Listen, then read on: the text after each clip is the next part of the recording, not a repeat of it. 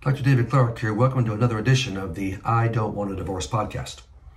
If you're in a marital crisis of any kind, any description, you've come to the right place. If you're going through a divorce or have been divorced, you've come to the right place. And again, this might not be you in this situation. It might be someone you love, someone you're close to, coworker, family member, friend. That's why we're doing this podcast.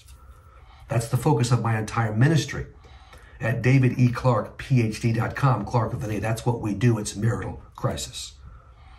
I will do all I can to help you save your marriage. My specific plans will empower you and get you through even if there's a divorce. But at the same time, they will give you the best chance to shake up your sinning spouse and change that person and lead to repentance and a new marriage.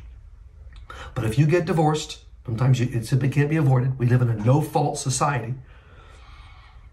If you do get divorced, I'll do all I can to help you heal, forgive, and get a reset. That's what God wants. You're not written off in any way. He knows what you've been through. He wants you to heal, forgive all those concerned, including yourself.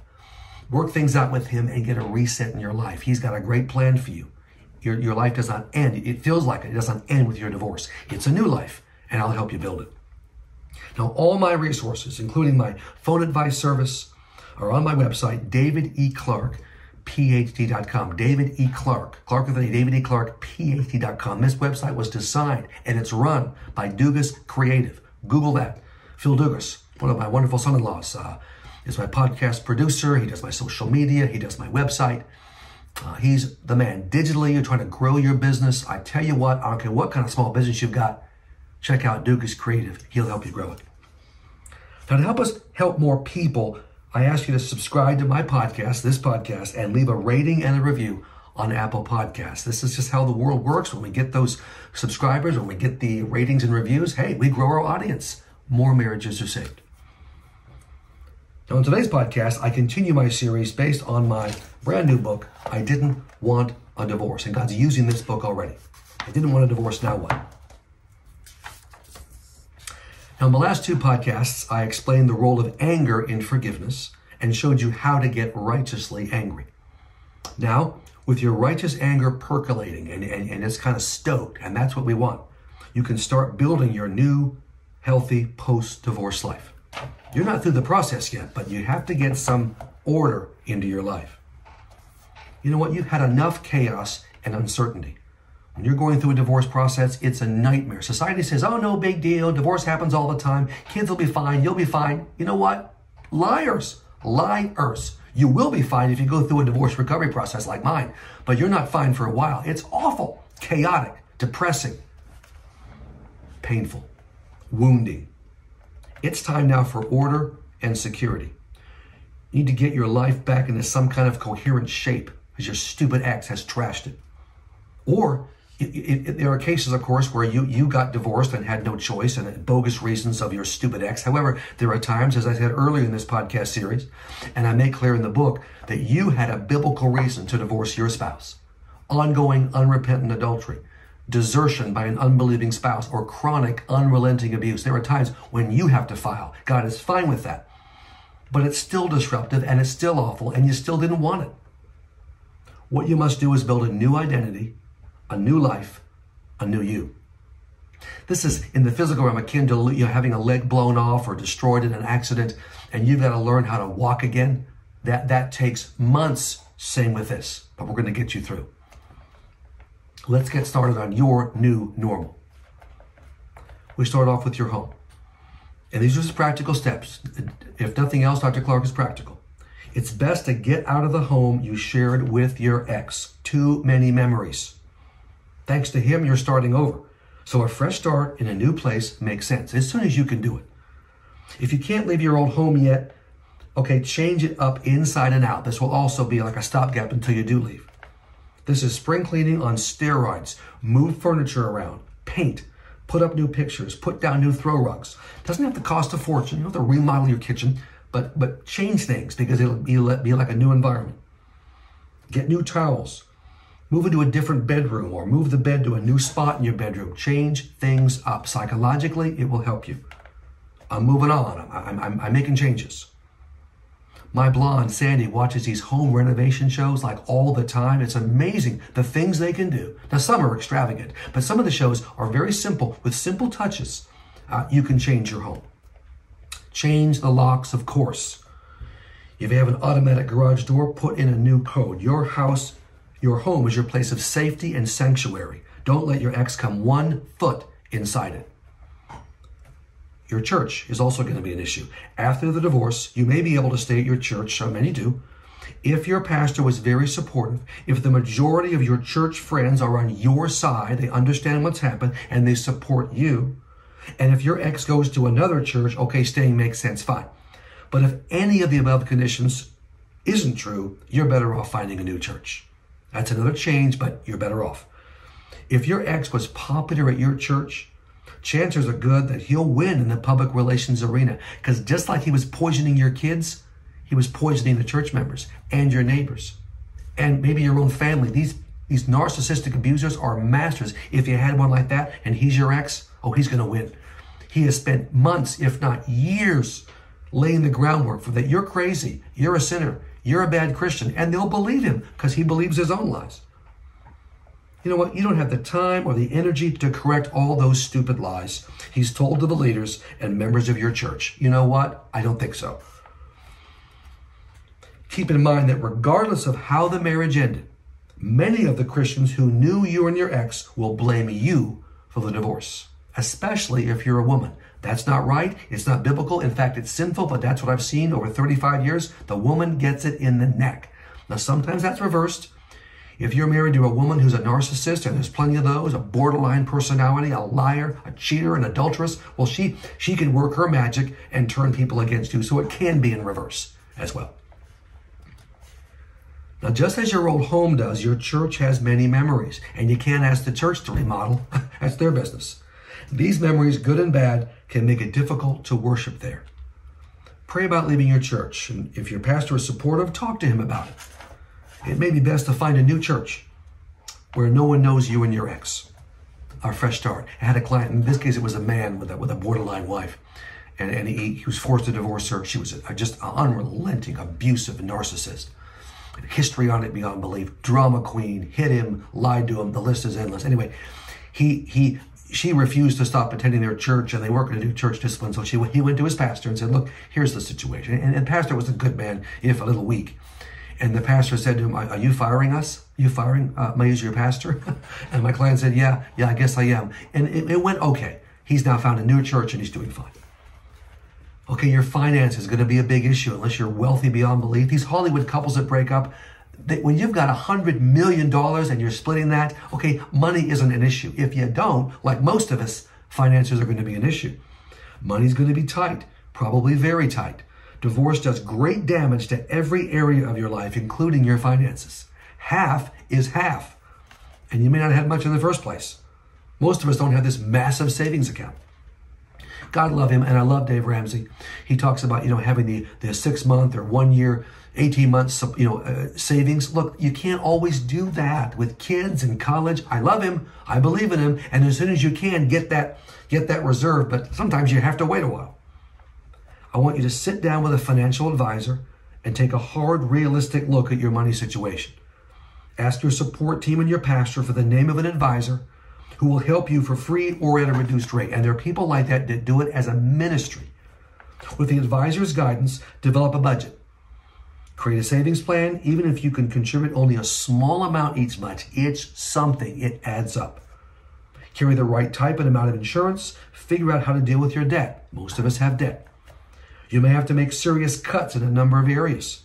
Cable television, eating out, vacations, coffee, buying clothes. When Sandy and I got married, we were so poor you wouldn't believe it. Many of you were too. We didn't even have any kids yet. Once the kids came, we were even poorer. We literally never went out to eat, ever. And you can ask Phil Dugas of Dugas Creative, who runs my podcast and is my producer and digital man. I love to go out to eat. It's my thing. I would go out every meal. For 5, 6, 7 years, we never did.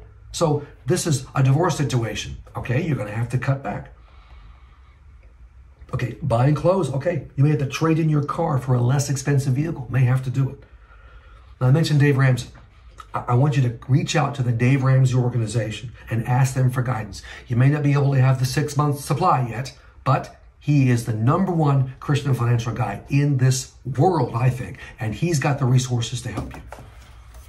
And his products are, I think, cost-effective and helpful. Your career, you may need to get a job. You may need to get a new job, which pays more and has a more flexible schedule. You may need more education or training to get the job you want. If you're living in America, most of us are, there are opportunities. Lean on your support team for guidance and job information. Work every contact, every person you know for help in the career area. Many local communities, if you're a woman, have centers for women, they're called, or places to help single moms. And so find out what the resources are in your community. You're paying for it in your taxes. Find those resources. Your friends, expect to lose most, if not all, of your couple friends. Sad reality. They did things with you and your ex. So now that it's just you, it will be super awkward. And the relationship dynamics just don't work. That's just the way it is. Now, in a few cases, 1 or 2, you may be able to maintain a close relationship with the wife, if you're a woman, with the wife of a couple. Or it could be if you're a guy with the man part of a couple. Could be. If those people are on your side, love you, and are good with spending one-on-one time with you, okay, that should work. As I mentioned before, dump any friend who blames you in any way for the divorce. Done, gone, move on.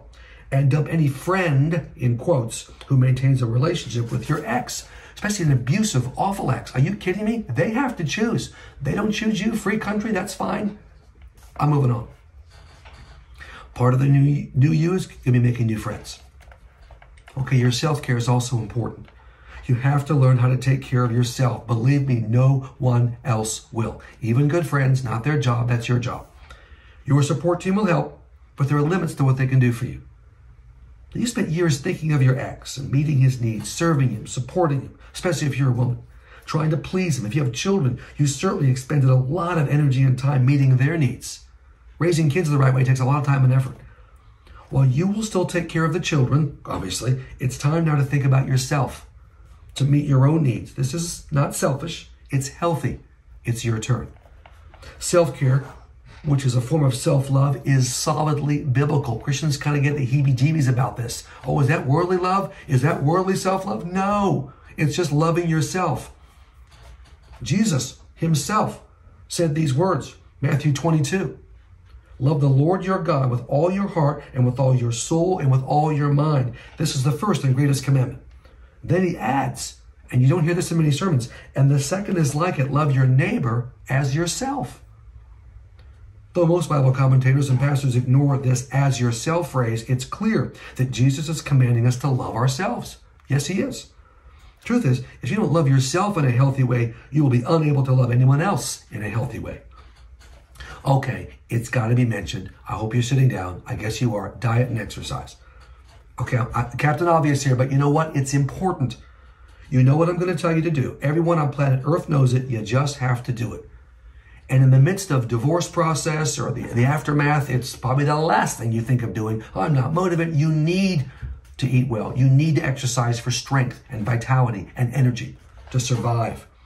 Eat healthy food, plenty of vegetables, less sugary snacks. If you need to lose weight, now is the time to do it. You certainly don't do it for your ex or anybody else. You do it for yourself. Develop a regular exercise program and stick to it. Now, don't overdo it. You're not training for the Olympics. Walk, swim, do the exercise bike, sit-ups, push-ups. If you can afford it and a gym is your thing, do that. That's fine. You desperately need the strength, the confidence, the endurance, and discipline that comes from a healthy diet and regular exercise. Now, exercise is always a good idea. It's even more important when you're rebuilding your life after a divorce. You also have to learn how to say no. We'll cover this quickly. Again, there's more in the book. You have to buy the book for the entire process of healing from divorce. All right?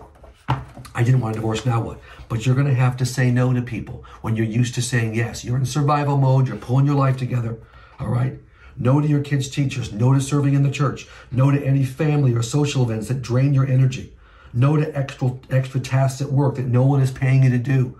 All right? No to your kids if what they're asking is going to cost too much or cost you too much time and energy. No to your in-laws. If your in-laws gouge you during the divorce and they want to see the kids, it's a no. You tell them you can see not mean, you can see the kids when it's my exercise time with them. Period. Hang up, move on.